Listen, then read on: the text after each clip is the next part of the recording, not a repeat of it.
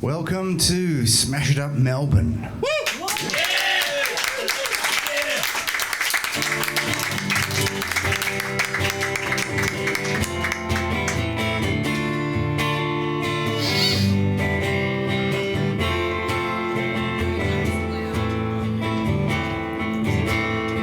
Walk on the road to hell.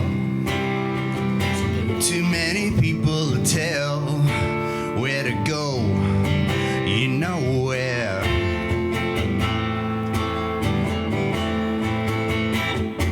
This road is too big. You know you just can't avoid it. I'm alright if you leave me alone.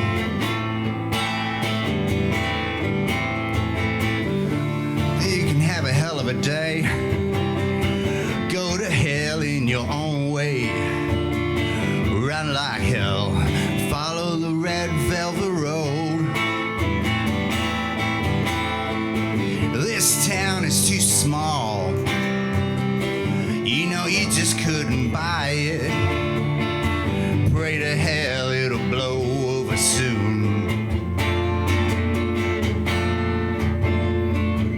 Ah, what the hell? All hell will break loose. The devil may care, follow the hounds to there.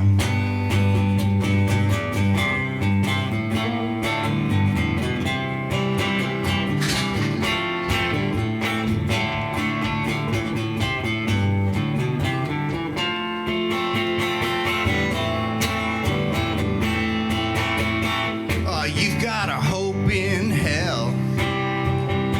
Folks will know you so well. Get out of your hole. Is heaven so good for your soul? I don't think so. This star is too big. You know you just couldn't buy it. Pray to hell it'll blow over soon. Ah, what the hell? All hell will break loose. The devil may care, follow the hounds to there. Walk on the road to hell. Too many people to tell where to go. Out of hell with all that. Well, I'm not going back to the start.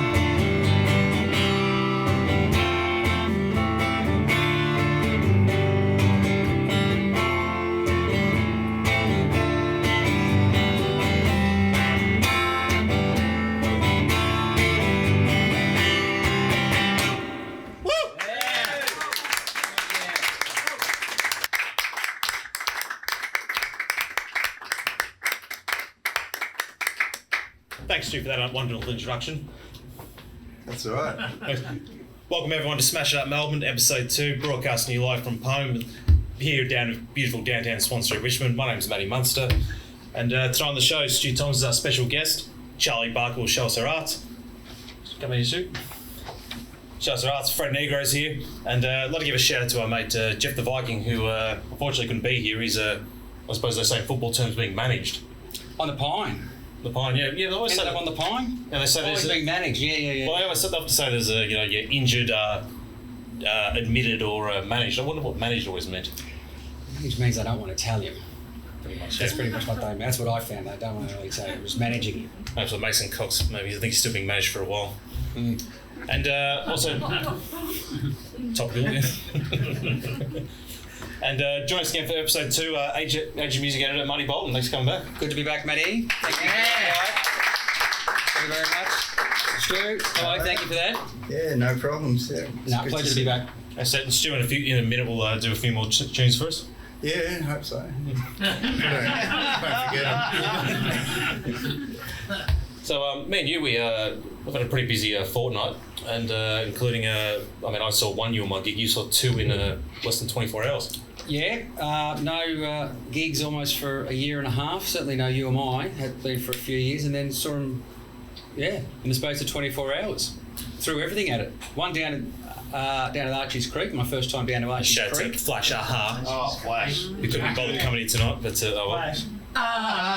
He did say he was coming back, didn't he? Oh, He said he was coming back. Yeah. So yes, went down there. Went down, saw at Archie's Creek, which was fantastic, in front of about 300 punters, and then doubled up the next night. It's April Sun in St Kilda, which I think we're going to have a little chat about as well. Yeah, I mean, what a lineup! UMI, Magic Dirt, Casanovas, and Dallas Crane. You know. Yeah, not much music for a year or 13, 14 months, and then all of that in the neighbourhood was pretty good. Yeah. So the double for UMI, we're doing a yarn on them in the Age, so we thought we'll throw everything at it, go and see them both times, and yeah, very happy to do so. It was great. Just felt like we were back at the old Prince of Wales days upstairs. Yeah. That kill lineup. Yeah. Four cracking bands, all in St Kilda. Yeah. Yeah, Fred, on the Facebook, before we get to Fred in a second, I often see the old handbills of the Prince of Wales that Fred would do. And, Monday night, every night was a killer. You'd have, Spider-Man on a Tuesday night and Kim Sam and the Surreals on a Monday, Yeah, and Womanal on a Tuesday and, all the rest of it. Yeah. I don't know, I can't remember all the names. We were there every night, though, and there was a lot of pool playing going on as well as music and beer. Upstairs? Yeah, well, everywhere. Everywhere, yeah. The Prince of Wales was a labyrinth to me, But, anyway, good old Neil. Yeah, it's good. Yeah. Of course, those legendary Powder Monkeys gigs in the piano bar Thursday nights. That's what I meant with upstairs, the piano bar. Yeah, the month of those. Oh, yeah, that's right. Yeah. I played up there with a band called Doghouse for a while, and Ian Ryland's band Skin Diver was. I think we supported them or other way around, but anyway, that's going in the deep dark mists of time. The 90s. Yeah. Good time. Wow. Well, of course, one band that played one legendary gig in St Kilda was, of course, Ian Rowland's Toilet, which is a good way to segue into tonight's cartoonist, Fred Negro. Hi.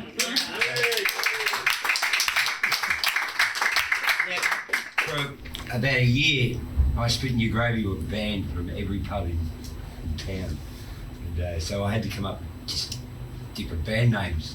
And because I was doing the handbills and all that and the ads, I just come up with a different name, and we'd be booked for the Thursday night, the Thursday crawl at the Prince. And I went to, Ian's place in Ackland Street one night, and his toilet was like the art house toilet. It was a really clean house, and this toilet was just crap. It was just like a real rock and roll toilet. And I said, "Oh, that's fantastic. Can I call my next band? For this week, can I call the Gravies Ian Ryland's Toilet?" He said, "No worries." So I did advertise as Ian Ryland's Toilet. While we were doing the sound check, Ian came in and said, "Ian Ryland's Toilet. I'm Ian Ryland. Can I get the rider?" He took our slap. We finished sound check. We did a dry gig that night. Next day I saw him in the Prince. He said, "You should play more often." Now, Freddie, the Smash It Up website is up and running, and you and Viv will have some artwork up for sale. Yes, me and Vivian Gay, we're going to have a little gallery of an exhibition of our latest stuff, and they'll all be for sale, and as well as other things, like products. Yeah, Merchant. Cards, which I can sell you tonight for $10 only. And of course, for $15, you do sketches of the crowd. $15, I can draw anyone in the crowd. Even if they're not here. Not Stu Space. Sorry, I called it Stu Space. Stu Space. There's lubricated goat, wasn't he? Yeah. Stu? The other Stu. Yeah, it's the other Stu in rock and roll. Yes. Looking good. Well, on your Freddie, look forward to seeing what you do tonight. But as mentioned before, our special guest tonight is Stu Thomas. His latest album, Counting to Infinity, is out now off the mighty Off Hip Records, and so back on the stage, Mr. Stu Thomas.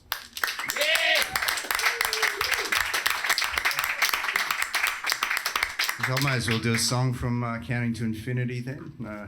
This is Ticket to the Real World.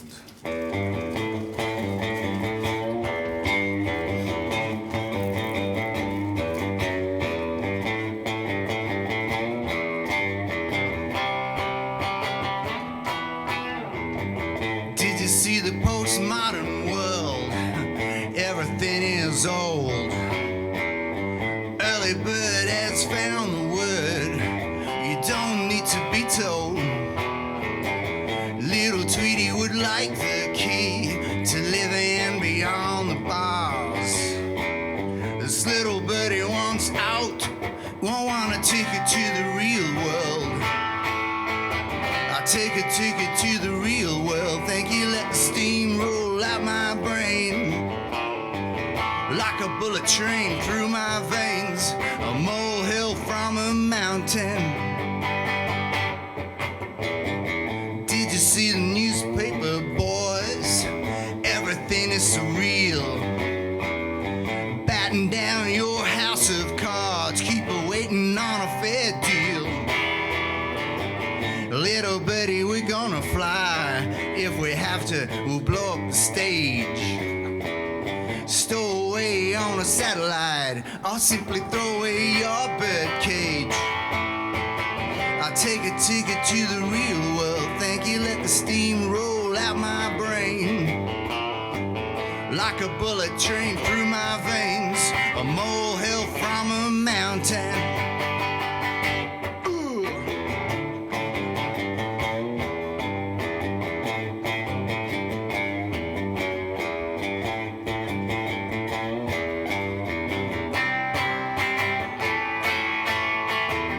Take a ticket to the real world. Let the steam roll out my brain.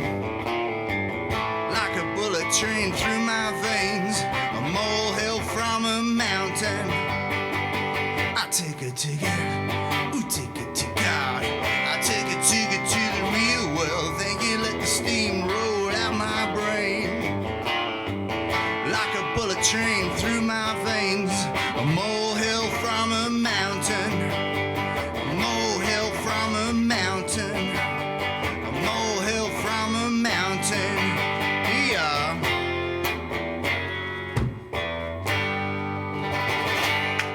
Yeah.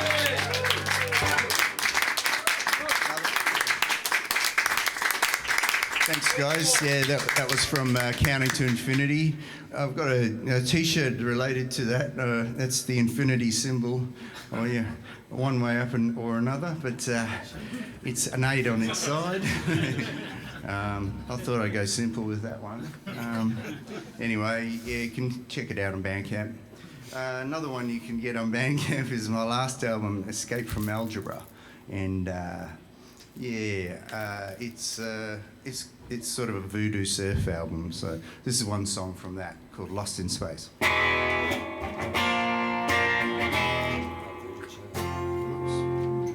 A man feels caged, a woman so enraged. A man escapes, run, lost in space, lost in space. A woman feels weak, a man can hardly speak. A man takes hold, another woman out in the cold, out in the cold, out in the cold. And the longer it goes, unless we shall know, we'll see what time will teach us. They'll need a bomb to reach us. We'll see what time will teach us. They'll need a bomb to reach us, yeah. A woman tests his hand, a man loses patience. A woman turns away, one man gone astray, gone astray. A man feels weak, a woman can hardly speak. A man takes hold, another woman out in the cold, out in the cold, out in the cold. And the longer it goes, and the less we shall know, we'll see what time will teach us. They'll need a bomb to reach us. They'll see what time will teach us. They'll need a bomb to reach us. We'll see what time will teach us. They'll need a bomb to reach us. Oh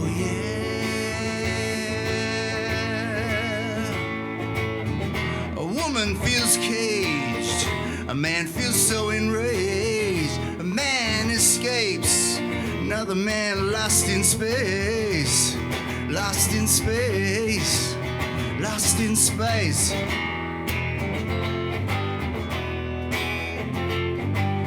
And the longer it goes, and the less we shall know. We'll see what time will teach us. They'll need a bomb to reach us. We'll see what time will teach us. They'll need a bomb to reach us. We'll see what time will teach us. They'll need a bomb to reach us. Oh yeah.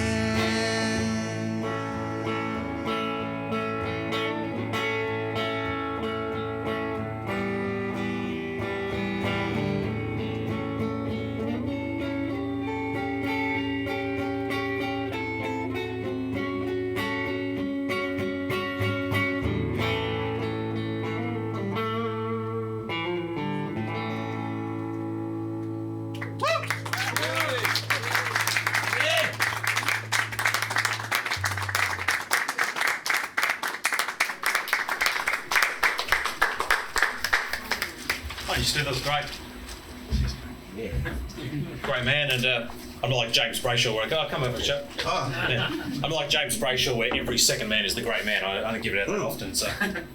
I came over too early before, didn't I? That's all right. More the merrier. Get in early. So how you been, Stu? I'm good, man. Yeah. Yeah, I've been a bit busy now. Now we're all out of locking downing, and yeah, there's a lot of collaborations going on. There's a bit of stuff going on. Thank God. Well, lockdown, we all did things to keep us going, but yourself, you had an album that came out last year in this co-exhibition with Kim Salmon, so it seems like, and you were doing a stage of gigs as well, so it seems like you were pretty busy. Yeah, we did this album. We used the time quite well. Actually, Kim Salmon and the Surrealists did an album, improvised album, live in the studios, live streamed it, recorded it, put it out. We didn't waste a centimetre of tape. The Book of Swamp, was it? Ranting from the Book of Swamp. Ranting from the Book of Swamp. Yeah, I was fascinated. It sounded like yeah, it's only available on vinyl and digital. But yeah, well, I got together with Kim Salmon, did this. We're in the midst of this exhibition actually. Some of Kim Salmon's paintings, some of my crazy works, which are more 3D assemblages and Dadaist sort of stuff. And yeah, what's happened is it's been going on for three odd weeks, and it's in the last sort of death throes, so you better check it out. It finishes on May the 1st. At the One Star Gallery, 301 Victoria Street, West Melbourne. Yeah, Mick Harvey's gallery, yeah. Oh, I thought Mick Harvey was involved, but yeah. Oh, beautiful. It's sort of a new enterprise. It's only the second big showing they've done. I'd say big. Start with the big guns. I'd say big. Second showing they've done. But you were like right on the cutting edge of Zoom performances with the performance with Kim, weren't you? Because it was totally improvised, wasn't it? Yeah, and it was pretty well filmed. There were 8 cameras and really high quality sound. It was in the recording studio, yeah. So. But yeah, it was going out to the world, and apparently 7,000 odd people saw it. Which I didn't want to know at the time. Yes. It was just nerve-wracking enough, just the three of us looking at each other, let alone 7,000. Yeah, because I think for anyone who doesn't fully understand, this was not songs that had been rehearsed really in any shape or form, had they? No, not really. But we brought ideas of our own, and we just threw them at the guys and each other and see what we came up with. It's a very good band for that. But I mean, I think I've always tried to put improvisation into my music. Even when I'm recording other things, I find that I always go back to the first take, or try to mimic the first take, because that's where all the sort of energy is. Yeah. So I guess that's what we were sort of riding on, this sort of idea that we could do that anyway. Yeah. I can see the look on your face just then when you were saying about getting back to playing though. You could see how happy you are. You must have really been missing it this last few months. Yeah, it's been a bit strange. Yeah. I mean, we did a lot. I did some stage at shows, like Matt said, just me playing in my front room, and but you've really got to be a bunch of things when you do that. You've got to be the producer and the lighting engineer and the sound engineer and everything. It's kind of stressful until you start playing, and then they're only for an hour, so that's not too much time out of you. That's interesting. A bunch of people I talked to in those early stages of lockdown, artists who were doing it, that was the thing they didn't like, was the camera. Setting up the camera and having to look down the camera. That was the thing that they seemed to hear all the time. It's like, nah, I don't like doing that so much. Well, all this technical stuff that you realise that you haven't got enough good stuff to make it happen and be worthwhile. And you want a good sort of product or whatever, and people to enjoy it rather than because everyone's used to such high production values these days.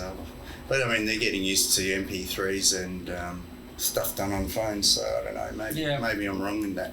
Or the flip side, I suppose, is that you can have, like I said, thousands of people in the Northern Hemisphere watching you as well. Yeah, well, that's different. The best one I did was the first one. It was Iggy Pop songs only, and that was the most popular one, and people from Hawaii and London and I don't know, Sweden. I think you were watching it too, wherever you live, and not Sweden, no. But that was the most popular thing I did, and it sort of, I don't know if people got sick of the format or they had other things to do, but it went downhill from there. But I did this thing where I did one cover show and one of my own one album or whatever, and then then real gigs came up, so I stopped that.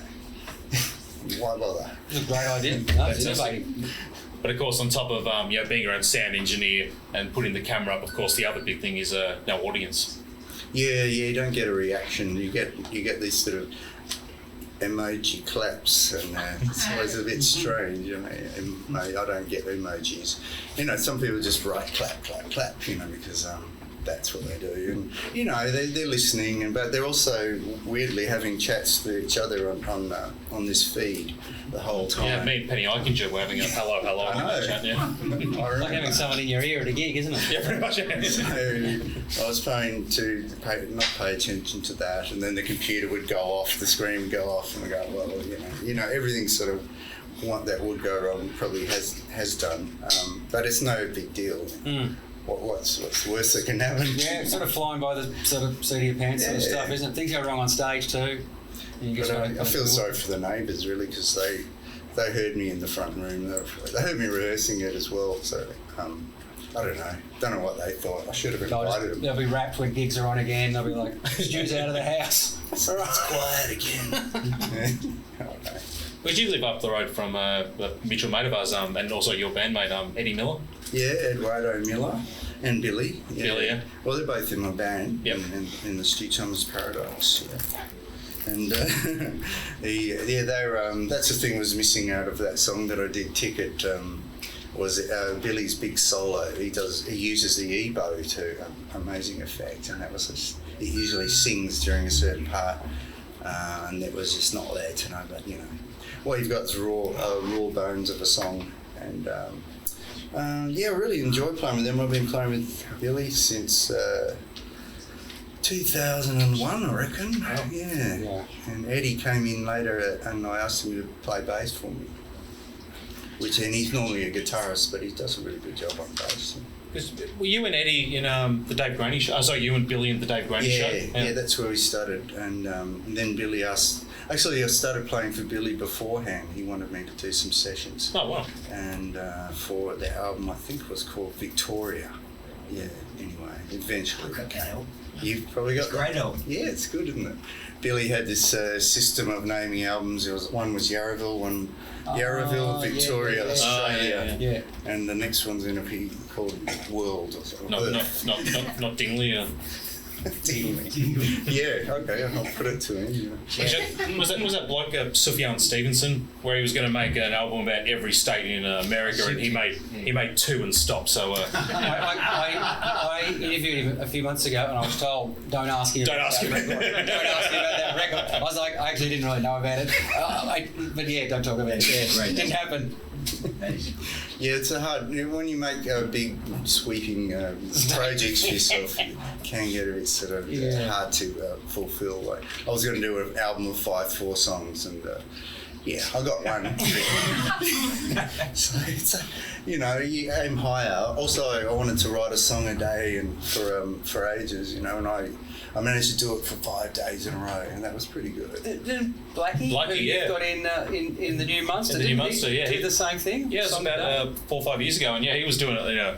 If you look up the story, it's an amazing story. Like, he was doing a professional studio and all that. He wasn't just doing his best, which even that would have been amazing, but he certainly didn't half-ass it, No, he's obviously a very motivated person. Yeah. And it was funny because Dave, who you playing a band with, I remember the first time I interviewed him, he was doing a thing where you're probably playing. He was doing a song a month, which is fantastic. But then I thought, That's right. well, hang on, Blackie's doing a song a day.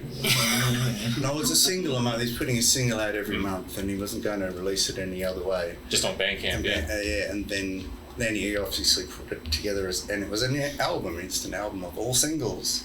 So I think it works well. Oh, it's a great concept, yeah. I wasn't on much of it. He did a lot of that at home. Dave's very motivated. He does 2 Zooms shows a week. Yeah, he'd get up at like 7 in the morning on a Sunday, so people in the States could be prime time for them. So Yeah, he's motivated too. and he'd often have Plugger in the background which I always enjoyed. So Yeah, I think I know who you're talking about. and I'd often do requests that didn't go answered, and I think it was the second one I saw. Dave said, "Oh, we're going to do requests," and then the listeners goes, "Oh, nah, Claire doesn't want to do that." And Claire'd be like, "Oh, so much." Yeah, Dave didn't want to do it. They're pretty motivated though, those two. They got a bit on at the moment as well. Yeah, they're just about to embark on a tour, Yeah. for first time in 15 months. Actually, we had a rehearsal for the first time in 15 months Wow. and hadn't seen each other all that time. We've got a show coming out on May the 2nd. Like Howler. Yeah, so Yeah. we thought we'd better get together, see how it sounds. But yeah, we remembered a lot and forgot a lot, but it's all worked. It will work out. Yeah. And we've got new songs, 2 brand new songs as well that we made up. So that's- Great. should be interesting. Good room to be playing too. Absolutely. There's a great sound in there. Yeah, but then they take off after that show all around Australia, mostly New South Wales. Just the 2 of them, they're a real they're a travelling band, Yeah. The 2 of them. Yeah, absolutely. Yeah. Now, your Voodoo Surf, which you referred to earlier, that's something you've really made your own though. Yeah, it's what I made up. Yeah, it's wild, isn't it? It's a new thing. Cornered the market. I just like listening to it, like, basically. Yeah. It's kind of like it's like slowed down rock, but without the fuzziness. It's a bit surf sounding, but Yeah. that's what the voodoo's part of it too. It's a bit noir and a bit dark, but yeah, we do like the twangy sound, as you probably can tell from that anyway. But yeah, voodoo surf. I've got another name for our band, our sound now. It's rock noir devilry. That's what it is. So Look for that, I JP. think we're the only one in that category as well. So, I'm specialising in that. Fantastic. So, Stu, so new album's out now, Canning to Infinity, and you've got the exhibition coming up, and of course playing with Dave and Claire with the Yellow Missly. Yeah, and there's one surrealist, Kim Salmon's surrealist show as well in June the 12th. And Swamp, where's that? Swamplands. yeah. Yeah. Great. Yeah. There's a lot. Yeah, it's great. It's good to hear. So, your artwork and your music, where's the best place people can find that? Artwork. I've got a Tumblr page, so look up Stu Thomas Art, I think it's called, and then Bandcamp's the best place to look for my music, and Facebook a lot of the time as well. Check it out. Instagram, all that crap. All over it. Usual places, nothing unusual. Just in the dark web. Just Google, yeah. The usual places. Well, Stu, appreciate you coming on tonight. No worries, yeah. Thanks for coming on. Give it up to Stu Thomas. Stu. Cheers, buddy. Stu will be back a little later to do another tune for us. Before we kick on, what's Fred done? What have you done? I've done Stu Thomas. That's beautiful. Sensational. That's That gold. is sensational. Yay, I made it. I made you peak. Nice, mate. So, Marty, we were discussing before about the entertainment precedent that's been tabled by council and state government. What do you think this will mean for music industry going forward? Yeah, it's an interesting one. Really just starting to get some legs in Victoria in the last few weeks, this idea of actual designated precincts, live music precincts. It became a topic of discussion at Port Phillip Council just last week. It's the first time it's really happened. If it does happen in Victoria, it does happen in Port Phillip, so, St Kilda and Elsternwick, not so much Elsternwick, but that area around where there's the hub of live venues in St Kilda. It'll be the first time it's happened in Victoria. It's got it actually will be, and it's got it's a similar model that's in Fortitude Valley in Brisbane. So the idea is actually giving a bit more protection to the live music venue. Now we've heard about it all a bit before. Sure, yeah. You do hear about this sort of thing, but it never really gets any real teeth. No. So this one actually does have a bit of momentum behind it. It does need to get some state government support as well. I don't think the local councils can just make these new laws without backing. It's got to have some real teeth. But it is getting some support, and particularly with venues that are still. I mean, everyone thinks that things are starting to kick off. We're just talking now to Stu about music coming back. Venues are still at the moment, they're far below half their capacity. Places like the Old Bar and the Tote, they're about 100 in the main band room. That's right. So they've still, they need all the help they can get. Absolutely. And this is one extra thing that would actually help. It would say, okay, you've got a license to play live music. You can't really have people telling you to turn it down, turn it off. And so hopefully it gets the support that it needs. Well, someone I know, Myth, who's, I don't know if she's a landlord, but someone who's involved with Freddie Wimples, I think they did complain about music, and I think it was one of the times when, because you always hear about someone plays guitar after 11 o'clock or whatever, or someone has a drum kit and, $2,000 fine, sometimes they won't even ask, they'll just say, put a fine in the mail.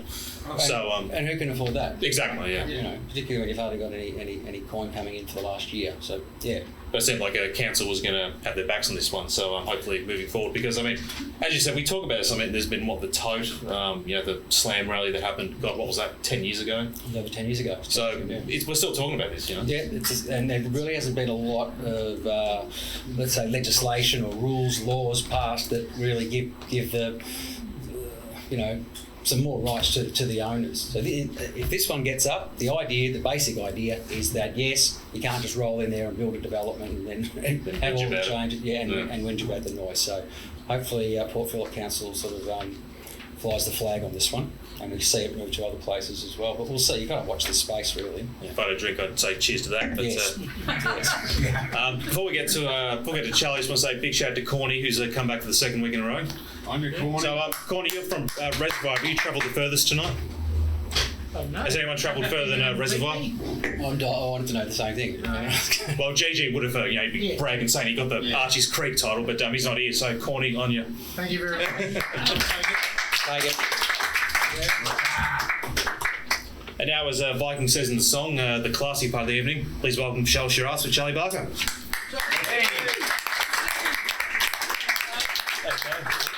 I'll get in the middle. Yeah. Cool. I think it was Archie's Creek. Exactly, wasn't it? Great to see you there. Yeah. Get out of the city, see some live music. Yeah, it was great, wasn't it? Oh, it's a great venue down there. Actually, they had their first hall. Did you see that they had their first hall gig this week too? I saw the hall. I had a sneak peek of the hall the night we were down there. It looks great, but they've actually had a show. Yeah. Great. Yeah. So they can open that up during winter. Yeah. Well, essentially they've got 3 venues, haven't they? 13 houses and 3 venues. Yeah, it's impressive, isn't it? Yeah. So the east St Kilda. Right down the road. Extreme east. Super east. Yeah. No, it's great.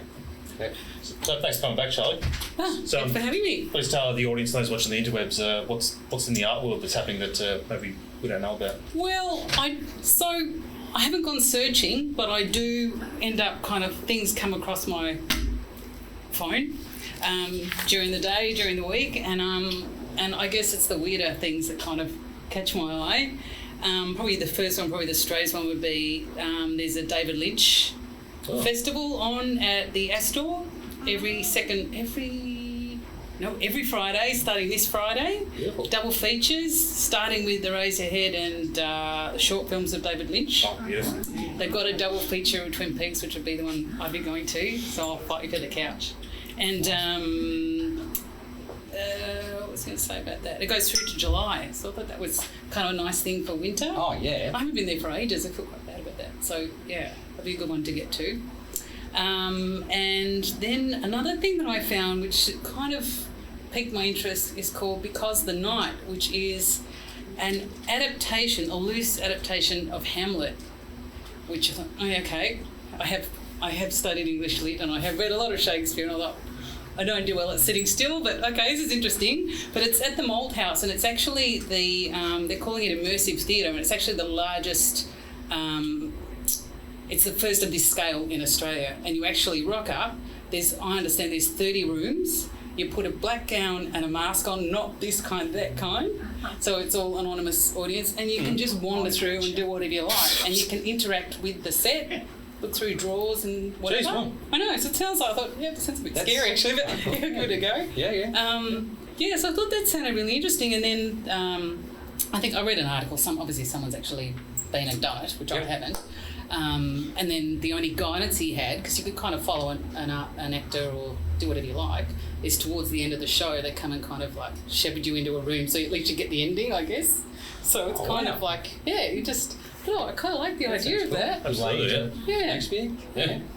And then the third thing I found, which I wish that I don't know how long this has been going for, but anyone's gone to the Fantastic Film Festival. I've heard of Fantastic Film Festival. I've not been really yet. good. No. Well, you can go. It starts tonight.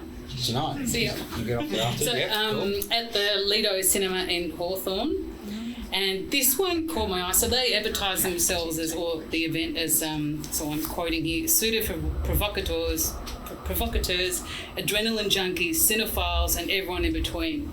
And this caught my eye, and it's got all sorts of countries as well. So it's ranging from Australia to France, Canada, Estonia, Belgium, which is the one that I went, okay, there's a film called Patrick. So the reason it's caught my eye is because they're having a nude screening, but I don't think they're having it in Melbourne, unfortunately. Having done my research, they're doing it they've done it in Sydney. So that because it's so the film is about a socially awkward guy who is the handyman for his dad's nudist park, is that what you call him? Yeah. Colony. Oh, And he dies. His dad dies, and then I think the movie's about how he copes with that. So, of course, everyone's This obviously... is the one where you turn up you bring a blanket or something. Yes, or a you towel. need to bring a towel so that you sit on the towel. And if you want popcorn, you've got to put your clothes back on. So you probably want to do that before you... Right, yeah, But I don't think they did it here. I think they only did it in Sydney. Yeah, I that am does so sound right. disappointed, but yeah. Yeah. So they were my go-tos for this last fortnight. Haven't seen anyone that would have thought I really like that there's these different things out there. I mean, it's just enough that there's something to go and see, but something that's got something, a bit different about it. Yeah. David Lynch. Yeah, and I think, I'm going to go to Twin Peaks, and I'm definitely going to go to the to that, what did I call it? What is it called? Because the Night at Mould House. So that starts Might go to that too. 23rd, so that's already started, and that goes through till 27th of June, so there's plenty of time to see that too if you wanted to do that. Otherwise, get to Patrick and take clothes off anyway. How many people are turning up with no clothes? They're like, no, that's not this That's film. not the idea. That's not this film. It gives you details. You go in, and once you're in the cinema, then you can take your clothes off. I love David Lynch. I'm watching Twin Peaks right now. Like, as for the first time, I don't get it. I think I'm about 5 episodes off. I'm like, it's all I made, but it is visually great. But I don't know. When I see that sheriff, because he was what was that Paul Newman movie, Slapshot? So I just scream old time hockey every time he comes on. So my dad told me not to make obscure references on this show, and I think I've done. So I'm going to leave Charlie to do the next segment. Okay, thank Cheers, you. Cheers, good on you, Charlie. All right, so I have a special guest this evening, and I'd like you all to welcome Colin Sheppard to the stage. Thank you for coming. So, I'm sure a lot of people have become aware of your work, and particularly in St Kilda, lots of murals and sign writing. That would be what your well, I would say primarily known for. How would you describe yourself as an artist? Oh, bits and pieces of everything. Yeah, I was trained as a sign writer as a kid, and that gave me the ability to turn straight lines and perfect curves into what I'm doing now, which is more geometric stuff. Yeah, I couldn't really put a label on what I do. It's bits of everything. It's pretty much whatever is requested. I just go home and think, yeah, I can do that. And So I've seen that take you it do with work, you get requested to do work in-house, people in their homes. What sort of stuff do they Yeah, do? just finished one recently, a trompe-l'oeil, which is a French word for creating a space on a wall. It's was a forest jungle scene, and you create the windows, making the actual window, painting the actual windows, and then the scenes behind those windows. So it's kind of bringing the background and foreground together to create that sense of depth. So what sort of space, what room in their house was that in? Courtyard outside. Oh, okay. Yeah. All right. Yeah. Oh, cool. And you get some pretty shitty surfaces to paint on too in courtyards, areas like that, because very rough brickwork. So then do you have to kind of know what sort of paints you can use on that, or you're just using the same medium? Yeah, same medium but different circumstances with paint. Got to have something weatherproof and all that sort of thing. Okay. Yeah. And I noticed that a lot of your work has a bit of an Art Deco slant to it. Is that because that what you get asked for, or is that because that's what you're into? I think the Art Deco thing happened when I did the Dogs Bar in the cocktail bar, the room that they Next opened door. up next door. Yeah, which was shit. That took a long time. Once again, that was because I was trained to do lines and circles and just grab a sign writer's brush and start doing graphics on the wall, and it's kind of opened a lot of doors doing the Dogs Bar too, because it was during Melbourne Design Week, and Gavin from the Dogs Bar came up to me and said, you should enter for what you've done in there, and I thought, oh, yeah, give it a go, and came first. So that kind of opened big doors, because nobody really gives a shit about what you do until you've given a prize. Yeah. It's a funny world, isn't it? So what did you actually enter it as? Is that art, like as because it's a room, or as an art piece, or how did you register that? How did I come up with what? So when you entered it in for Design Week, Yeah. what did you actually enter? Like, It was How did the you- City of Port Phillip Design Awards, which were run in conjunction with Melbourne Design Week. right. Yeah. So it could have been anything, whether it was a room or something on the wall. Yeah, there were several different categories. Mine was the interior. Oh, okay. Interior design, interior paintwork. Can't remember what label it fell under, but it was part of the interior work. Okay. Yeah. And so So you're saying that that's led to other stuff? What's happened since getting that award? Yeah. Soon as that happened, the ESPY happened, and several other places in St Kilda doing some stuff for Luna Park, and it was supposed to go ahead pre-COVID, but because everything went pear-shaped, that's been put off probably for another 6 months. Okay. It's surprising they didn't get you in to do that when there was When no it was all one closed, there. that's what I was saying. You know, there's no one in here. Let me in there and run amok. And Palais, you know that weird box on the side of the Palais, Oh, yeah. geometric kind of feel to it? There's a top floor of that has a window that outlooks over the entire bay, and they're turning that into a cocktail bar for parties of people that come in and like to have a bit of a schwanky setting, either before the show or after the show. So that could be interesting. That's just another kind of extension of what I did at the dog's bar. Right. I add a little bit of blue to this one because it's so close to the wall. Yeah, that sounds good. So you do know, you've already worked out in your head what you're going to do? Or Yeah, as you don't go have up to the... reveal secrets or anything? No, it's pretty easy. You just, as you walk up the stairs of the Palais, they've got these amazing Art Deco lanterns, and they're shaped like the sun rays of Art Deco. It's pretty very traditional stuff. So I just, as I was walking up to speak to them, I just thought that's it. Do an extension of that. Yeah. And you've got some, we thought we'd show you some videos, some images of Colin's work. Yeah. Have you got anything that you want to particularly... Where do I start? I mean, I don't want to show St Kilda stuff because these guys have probably seen it. Actually, show us the... can you explain that Australian mural?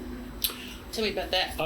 Yeah, I was asked to come up and join the Woodford Festival. Going back a few years now, Paul Kelly wanted a big wall, a massive wall. It ended up being something like 80 metres long in the bush with all the hippies. So this is one of the more fun kind of jobs that you get, because it's just go for it, do whatever the fuck you want to do, and it's all up to you. But here we go. It's an Australiana mural, and it was a tribute to Bob Hawke. Here we go. So how long does something like that take you? This took a few weeks. I also worked with an Indigenous guy that was local to the area on this one too. The sunshine in the back. You can see more stuff at the beginning. And so prepare for that? Do you at home basically do a small version of that before you go on site? And No. then do it? Oh, right. You get on the mountain and you think, what the hell am I going to do? And then, I don't know, things just kind of shift. They move in the right direction. So you've done murals and sign writing, but you also do work on other surfaces as well. So you've done foray into fabric. Yeah, that was very early in the day.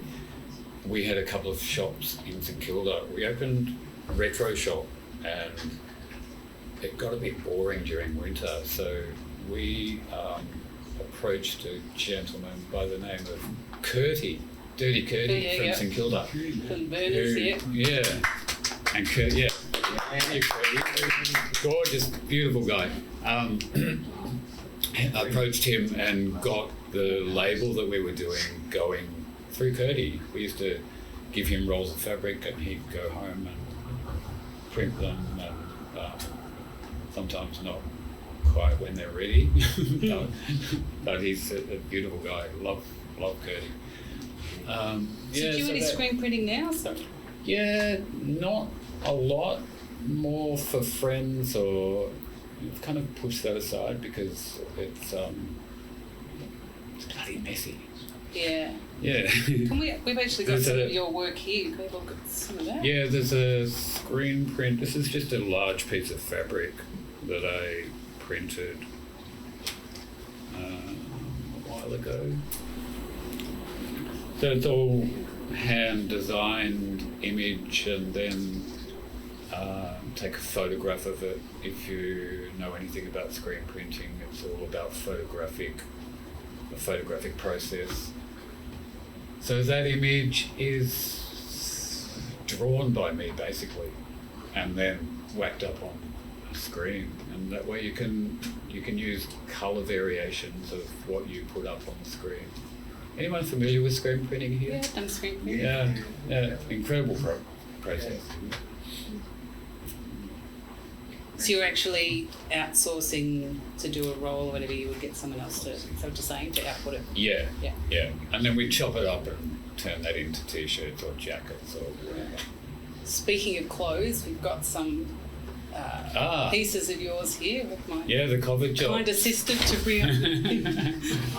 Yeah, this is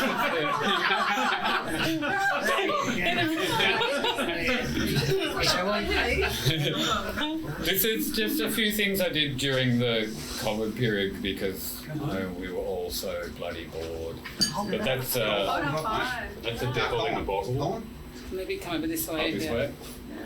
Yeah. So this is hand painted? All hand painted with screen printing ink. Oh, okay. Yeah, so it takes to the fabric and pretty much never comes off. So what, you have to get it dry cleaned? If you wanted to clean Yes. it? Yeah. This is a bit of a Western thing I did. Oh, that's beautiful. This one pretty much took the majority of the time during those months and got a bit of a cowboy on the back. Yeah. This is a guy I've been obsessed with all my life, Eddie Roth. I love this one. Oh, yeah, we can Come over this way. Oh, one of my favourite artists of all time, as well as the gentleman in the front row. Good on you, Eddie. Love So the any of guy. these pieces for sale? They're going to be because I've actually got a few commissions in the last couple of months to do roll. stuff. Oh, we got Rolly here. Yeah. Come over this way again. Okay, sorry, stepping away all the time. Yeah. Pretty much my favourite artist of all time. And you're doing a mural. When's the mural happening? Oh, the Roland Howard Lane. There've been so many stuff ups with that lane. Council. One word, council. They were very good initially, but just as COVID hit, they wrote to me and said, whatever we wrote to you in the last email now no longer exists. Contact us after all this kind of comes back together and see how we go. Contacted them after COVID kind of relaxed and everything started to go back to the way it is now. And they told me that there was plenty of funding around due to the cancellation of the St Kilda Festival. So hit us up with it right now and we'll get you working in the next month or so on it. And then for some strange reason I put in the application because I thought it would go through immediately, but everything changed again. So rather than wait for another, who knows what the answer may be, I'm going to do a bit of crowdfunding for that.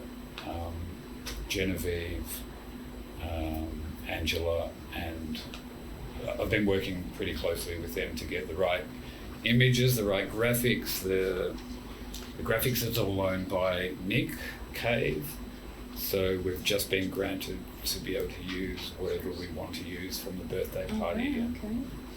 Yeah, which is great. Video of some of that. This is the first bit of designing I did for it, but I think even this is going to change. So this is just like a rough sketch of Roland's guitar, a few flames around it. But since talking with the girls, Genevieve has kind of given me an outlook on Roland that I didn't really 100% understand, which is really good because I want to do it the right way. Yeah, you think you know everything about musos. You just don't. There's some of the lettering that I'll be using in it. But once again, Genevieve came to me and said, I love the lettering, love the Gothic, love the whole feel, but can we just use his signature? And yeah, no problem. It's not what I want. Yeah. Yeah, definitely. So people can commission you to do, so for, say with clothing, you do commission work? Yeah, yeah, just a phone call away. All right. There's one more. A few chains. I haven't finished this one. It's an old 40s dinner jacket. It's going to have badges, old punk badges. And it's a lady we all know. Yeah. Catwoman. So, what else do you do besides? Are you into anything else besides your artwork? Like, what do you spend your time on, or is that taking up all of it? Peptides. Obviously, right? Peptides or anything as energetic. Yeah. No, the St Kilda music industry, I think, is an amazing thing because we all live there.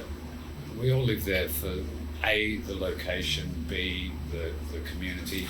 It's a bit of both for me, but just to be able to walk out your door and see incredible musicians all the time, every week there's something going on in that place.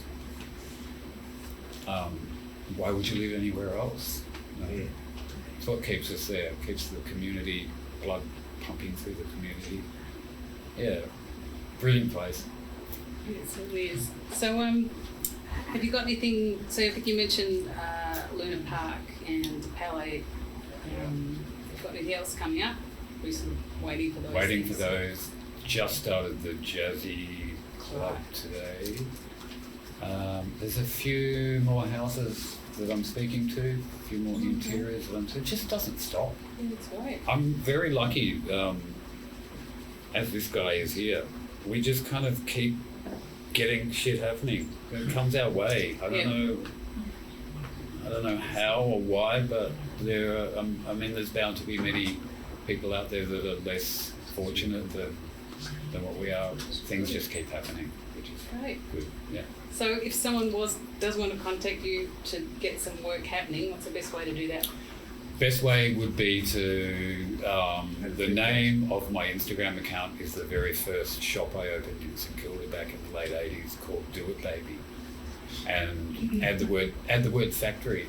So it's Do It Baby Factory, and it's a fucking mouthful. Do It Baby Factory on Instagram. Yeah. All right. Yeah. Cool. Okay, well, thanks, Colin. Thanks for coming today. Thanks, Kelly.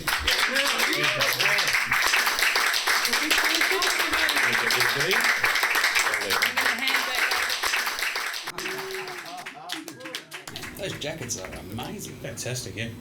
Yeah. Wow. I think someone checking what's Freddie up to.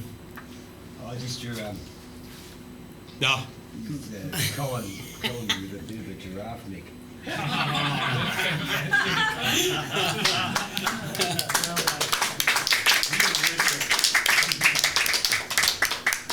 and now joining us once again for another Stu Thomas.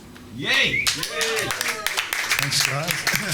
It's a brand new song. I haven't really played it much. The last three from 3 different albums, but this is brand new. So it's called Love a Woman.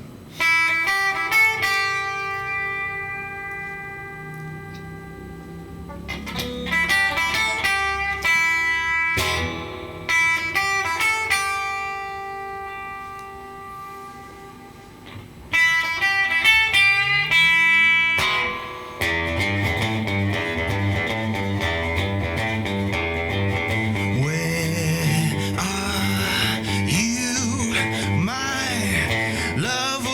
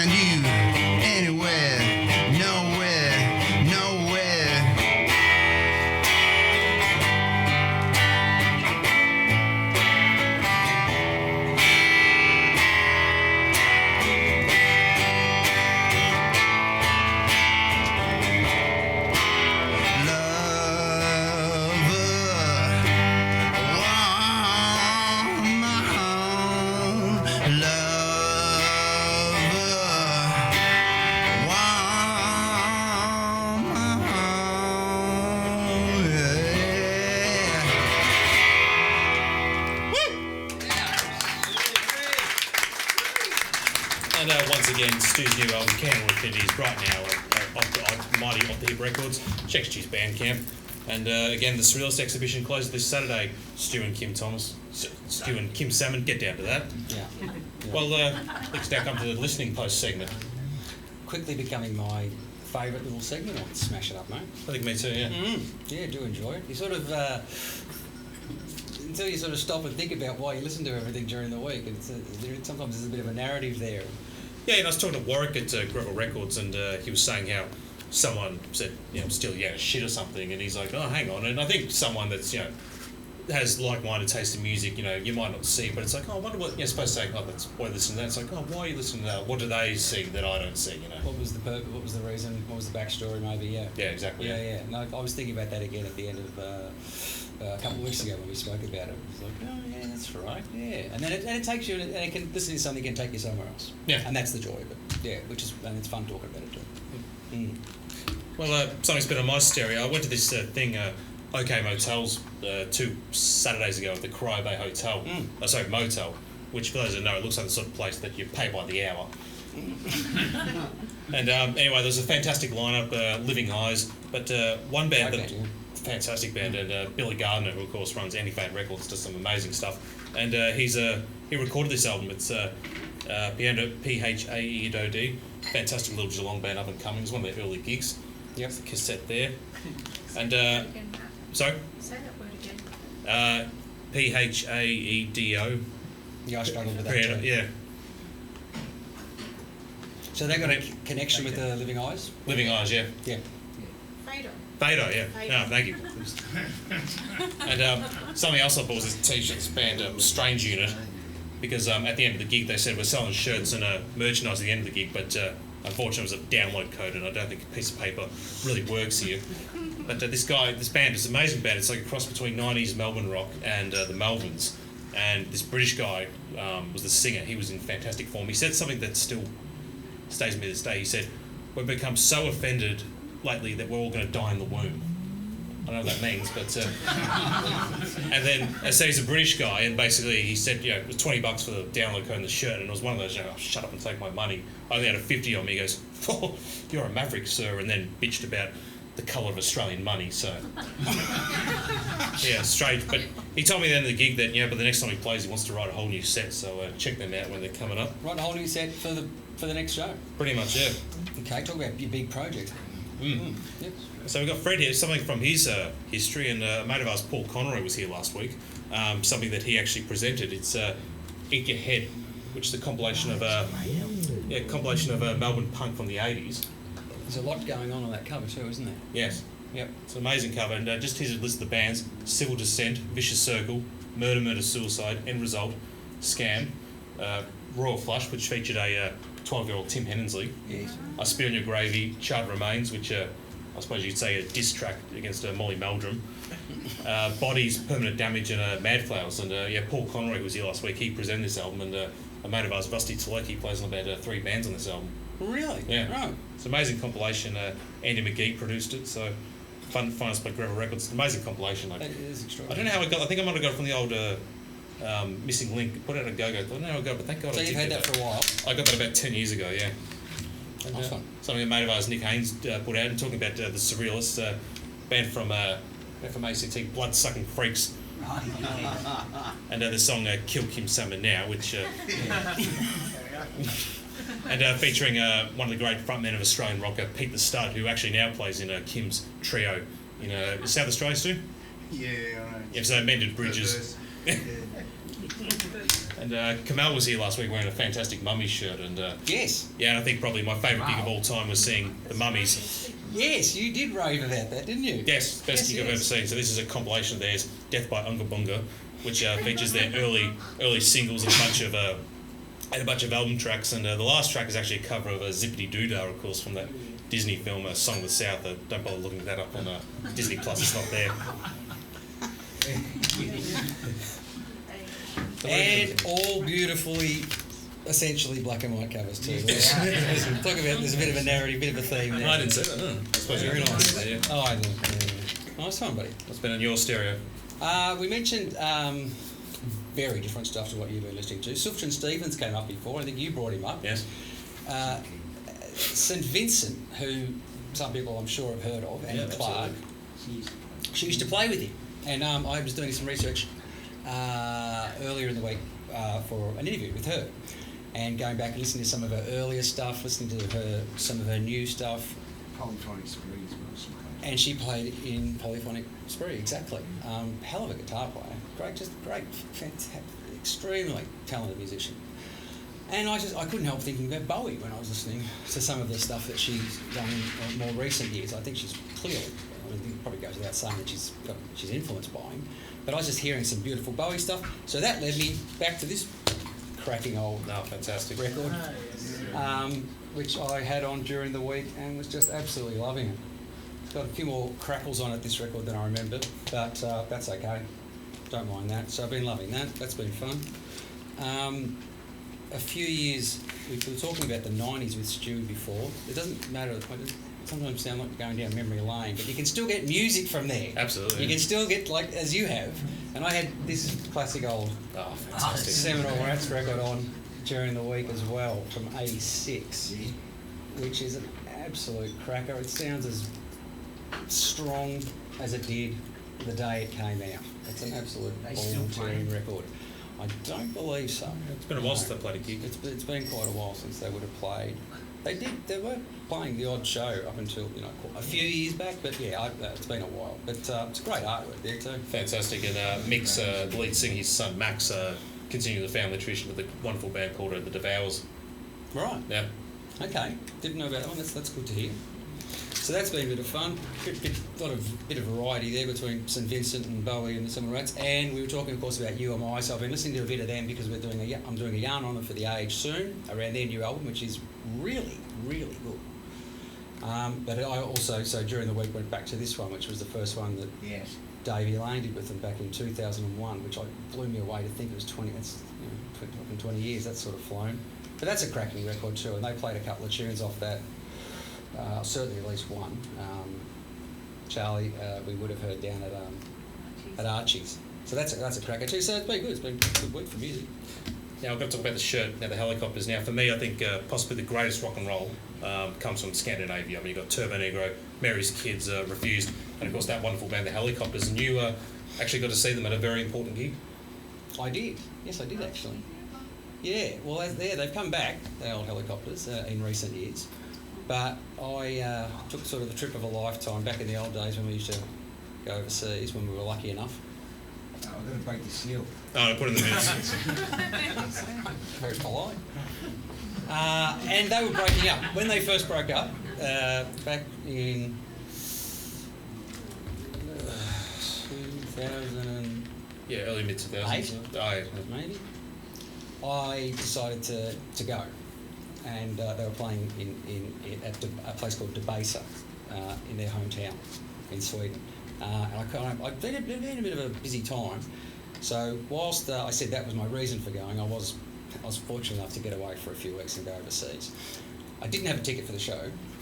Long way from home. I figured that's a pretty good one if you turn up. That's probably a pretty good one. They're probably going to let you in, and they let me in. So I did. I got over there the night before the show, and I saw the last Helicopters show. It was with String, who is no longer with us.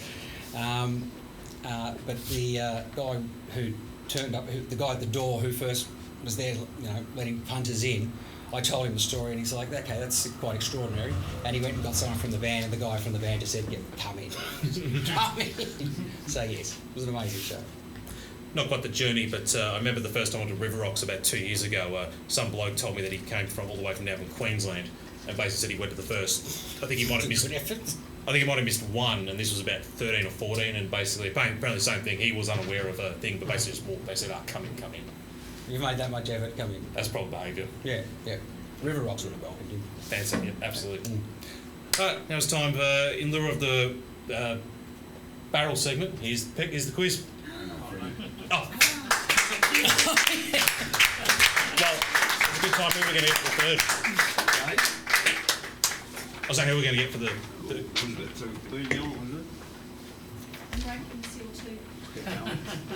Go on then. I was waiting for Fred. So a bit of Black Keys about it, that shirt, actually. Was that a bit of they doing a bit of a knockoff sort of idea there? Yeah. I do love a good band T-shirt. I mean, who doesn't? Really? It's a big Of course, one yeah. pedal, isn't it? It's a big, Yeah. like Yeah. one of those. Yeah, Yeah. Nice. yeah. Hi. This was actually my one and only COVID, I think, purchase. I think it got pretty popular, obviously, buying stuff, having it sent from overseas. It took about 9 months to turn up. Oh man, yeah, bloody checking out Gravel Records about midnight and the new releases. That was bloody dangerous. Ah, yeah, Yeah. late night shopping. Late night shopping at Gravel Records, and Warwick, the next day would always show it up on my doorstep. So good on him. Well, he's been doing it for a long time, Bob. Got it down pat. I don't think I bought anything else. I think that was about it. I think my other obsession was VFA books. Old VFA. Old VFA, yeah. Where'd you find them? Oh, eBay, yeah. I think I read a book about the Brunswick Football Club, Paran Football Club. Boroughs? The Boroughs, yeah. Fred Cook, Mr. VFA. I used to go down and watch Port play. Yeah. Yeah, good footy. Mate of mine, James Great took me. footy. Mate of mine, James took me. It was fantastic. I could scream the boundary line, abuse the umpire, and I actually made the Channel 7 coverage. It was fantastic. Of course. This is the day after the police, they were throwing people out and stuff Who like that. did you go? Who did you go and see? Port and Williamstown, Yeah, right. Yeah. traditional rivals. Yeah, windy down there at Williamstown. Yeah. Yeah. Ready, Fred? Oh, sorry. What? Ready now. The quiz. Waiting on Elizabeth. Because they still do VFA. It was the VFL now, so. And but that game I went to said, I think the Painters and Dockers association with Port was something that got me in there. So That sounds about right. Now the Dockers, I've heard, have actually got a show coming up shortly. yes, in Footscray, west side. Some old Mariners Club or something. Yeah. Something to do with which is great. Also going to see Ron Pino. He's playing with Cam Butler soon down in at the newly opened George Bar. It's a beautiful room. That That's sound. great. Yeah, we saw Fred the other night with the peptides. Yeah, Amazing sound. Great room. Whereabouts is that? So George Lane, yeah. So great little venue. They're putting on some really good stuff there. And Coffin also going to see them. Saturday the Tote. Yeah, on the weekend at the Tote. So if you haven't seen them. Who's Coffin? So Sydney band, I've only just become sort of recently aware of them myself. So pretty tough little band from Sydney, and I think they've actually been playing for about 10 years. Yeah, they've been around for a long time. Yeah, been around for a long time. So they're doing a little swing down here in May. Right, on that note, let's get to the quiz. Good stuff.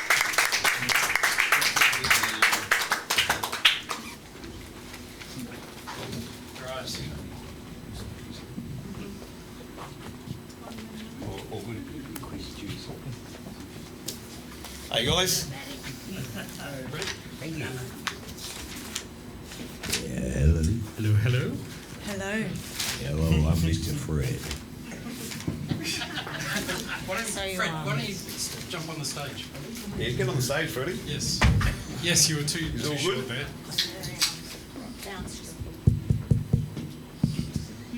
Okay, first question. Oh, copywriting. Geniophobia is a fear of what? Children.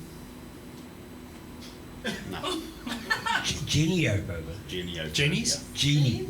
Genio. Phobia G-E-N-I-O. of Barbara. Genealogy. It's a. What? Barbara Eaton. A fear Barbara Eden. Fear of ice cream and genie. Very close, yeah. Pretty It close. reminds me of genealogy, and maybe it's a fear of one's family history. It's a fear of chins. Chins. Chins, imagine that, eh? Everywhere. Everywhere you go, I know a chin. Not many people haven't got chins. I know, yeah. I don't know a chinless person. Jabba the Hutt. Yeah, maybe. Yeah, that's, he has got a chin, though. I sort of a chin anyway. Near Wed. He hasn't got a chin. Hey? Who? Who Near, has near a fear Wed. of chins? Where do you find this? No, well, he hasn't got a chin. What would I be referring to? Dodgers in Hell Department. Dodgers in Hell Department. Football? American football? Dodgers in Hell. Dodgers Department. in Hell Department. That is a great question. Do you reckon? That's a brilliant question. Members It's of a Burning band. in Hell playing dodgeball. 3 bands. Yep. 3 bands. Sounds like Sounds like. Who were the 3 bands? the Dodgers. Draft Dodgers. Draft Dodgers. Burning in Hell. And Complete. Complaints to there you go. Oh, that's such a riddle. That's a very, very, very local knowledge, I would say. Yeah, true. Well, we are in St Kilda though. Did aren't you we? make don't that? know You about made that anything else. question up. Very true. Okay. What comic strip that has been around forever has never, ever, ever been funny? I've got this one. Archie. Fred Bassett. Oh, correct. The dog one. And for a bonus point, who was Fred's sidekick? The cat. No, Yorkie. Yorkie.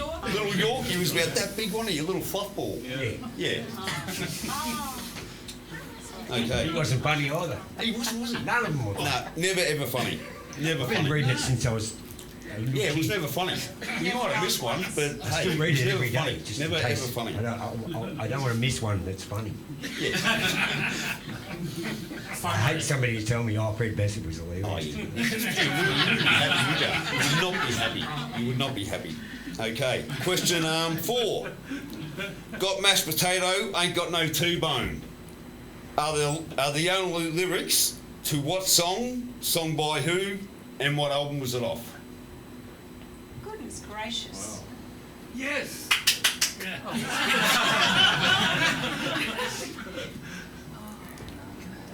Say it Mashed again, the lines. potato. Got mashed T-bone. potato, ain't got no T-bone. Is it a funky kind of song? The blues T-bone.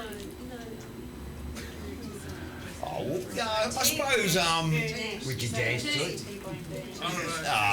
probably you might rock out to the album. It's not a bad album actually. It's probably one of his better ones. It's He. There's a clue. hey, It's a he. it's a he. Okay. Give a clue. Give a clue. Oh, jeez. Sing it. Yeah, go please. Got mashed potato and got no T-bone. I actually recognise it, but I don't know. Neil Young. Oh, is that The it? song's called T-bone, and they're the only lyrics in the song. So that's and the album's called Reactor. There we go. It's probably one of his better albums. It's an old album. Yeah, it is. I think. Yeah, a fairly old album. Yeah, but it's one of his better albums. Hey, Man, jeez. that was a good album. These guys. He's so far from St Kilda. Okay, Actually, hey, there we go. Hey, a couple of his albums are okay. Like, I remember buying one of the albums. It went for 20 minutes, one song, and it was like there was a space of about 2-3 minutes of nothing, and there was just that hit, and that was it. It went for another 2-3 minutes of nothing. It was just a complete rip-off. That was the album. That was a song. Yeah, it was That comes up on Shuffle. you like the hidden track, wasn't it, on the lips? Yeah. For 27 minutes. 28 minutes, wasn't it? 28 minutes. Yeah, that goes for a while, that, yeah. I used to play it at work sometime, and the iPod would be on shuffle and the track would come on, and the people looking at me, like at work, they'd be going, what the hell is this? And we're just like, shh, shh, shh, shh. This song, While the Flaming Lips, goes to 28 minutes. And that's all it is just shh, shh, shh. Was that kitchen work that you were playing that song? Sorry? Was that kitchen work, like Yes. chefing? Yes. So that's good music to chop to, and to wash to, and to cook to. And the Chop, dance chop, too. chop, chop, chop, chop, chop. Yeah, I suppose so, yeah, definitely. Okay, set the scene here. Got a multiple choice question. In the not too distant future, a virus has spread around the world, causing most people to turn into a half human, half goat, flying mutants. Flying around all day, taking chunks of people, chunks out of the normal people. The normal thing. Yeah, no, the non-mutant people. Where They have a human head, but they've got a goat mouth, so they can sort of really sort of chunk of people. They even started having their own chain of restaurants, just like the Dump Master restaurants, Freddie. Oh, the Dump Master. Dump Master, that's yeah, going to be big. that's going to take off, I think, It's like definitely. the human centipede, but Dump Masters all joined together. Now, to get away from the half-human, half-goat flying mutants, you can A, be in a small boat forever alone with Kevin Costner. Oh,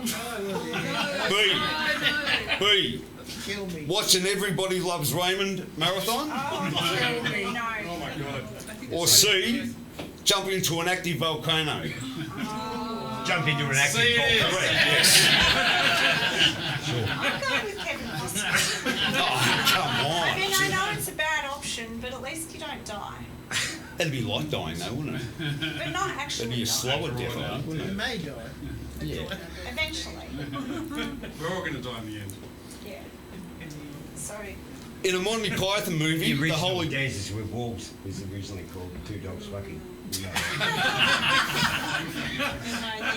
Sorry. the Everybody Loves Raymond is the biggest Yeah, that'd be horrible. That'd be shocking, especially a marathon. But how long's a marathon? That'd be at least, say, 12 episodes, wouldn't it? Back to back. nightmarish. That'd be just torture, wouldn't it? No torture. Volcano. No torture. No torture. That would suck. Yeah. Okay, question, next question. Okay. And then just Sorry? sizzle in. I'll wait for these guys. Oh my god. Next question. In a Monty Python movie, The Holy Grail, what did the Knights of Neat want? A shrubbery. A shrubbery? Now, for a bonus point, what do they want with a shrubbery? Just play for me. A split level effect with a path right up the middle. Wasn't it a white little picket little fence? Oh yes, and that too. In The Family Guy, what film clip was played in full and Peter Griffiths said it is the worst film clip ever and should never be shown again? Name the song and the artists. Dancing in the Streets by Mick Jagger and David Bowie. Yeah, that was a shocking one, wasn't it? I remember, was it David Bowie jumping out the stairs in his coat? And sort of like just, yeah, it was just pathetic, wasn't it? Yeah. Yeah, I liked it too. He played the whole thing. That was when he was home educating the kids. Yes. Did you like that He song, played it in George? full because Yeah, people have to Okay, fair remember enough. it Yeah, so yeah, that right. it never happens again. I don't judge, mate. I don't judge at all. Is there like a sax solo going on in that song? Or am I thinking something You learn else? something about people every day, don't you, Freddie? You do. What did we learn? No, all good, mate, all good. Neil Young and an extra long song. Is that the... Yeah. Yeah, that's it. Yeah, that's the wrong word. Yeah. 80. Okay, next question. What's that? Yeah, it might be Didn't he air play a sax. make Playing believe? air sax. Air sax. Oh, it was just a shocking film clip. It was the worst film clip ever. It was horrible. Okay, next question. Who sacked his drummer mid-tour by kicking him out of the car on the side of the road? Mark E. Smith. Oh, Fred. Correct. And then he went into the band room of the gig they were playing at. It was a festival. And he picked out another drummer, And didn't he he? just said, anyone here play the drums? Oh, yeah. Well, I haven't played for about 10 years. You're playing with us. I don't know any of your songs. It's all right. We're all pissed.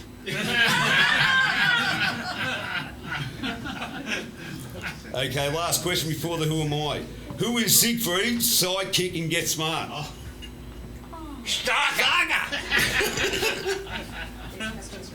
What's the name of the guy? Oh, no torture. No That's torture? Uncle Leo. What? No Uncle torture? Leo from the Seinfeld. Yeah. He's Leo from Seinfeld. Yeah, he was one of the chaos agents in Get Smart. What? No torture. No torture. He was also in Mission Impossible. He was, wasn't he? He was in all those old movies, all those old shows. Okay, who am I? Born in America, Sorry? Hey, Who am I? Born in America, 1933. General. Was a supporting act for Sammy Davis Jr.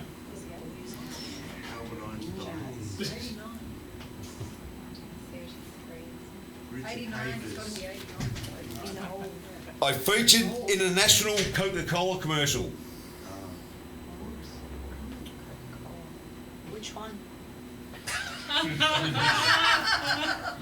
The one that The Coca-Cola commercial. I know there's a lot of them, but I'm going to say BB King. okay. BB King. Fourth question. Fourth one. I enjoyed laying under glass coffee tables. They're gone. They're gone. Morton Isaacson. Yes. And the next one was the Yankee Lanky was called. But I knew the glass table would get this. Yeah, definitely. Oh my gosh. Actually, I didn't. All right, that's the quiz.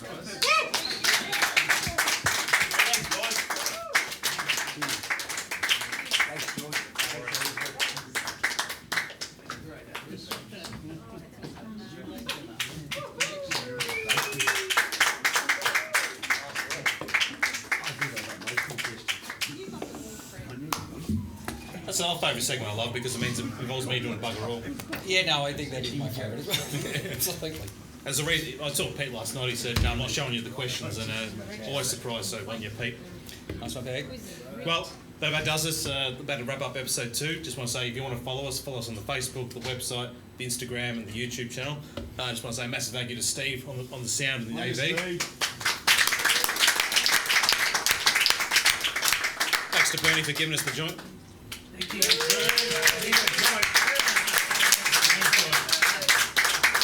And thanks to Simone behind the bar.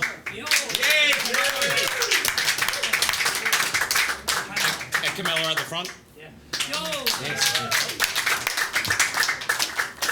I just want to say again to the Viking, get well soon. Hope you're managed in the next few weeks.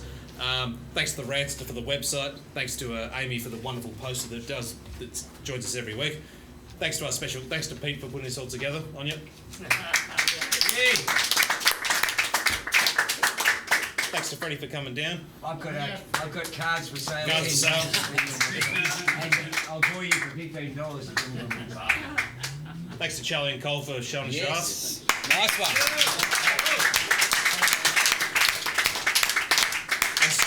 And Stu for providing the music tonight. Thank you.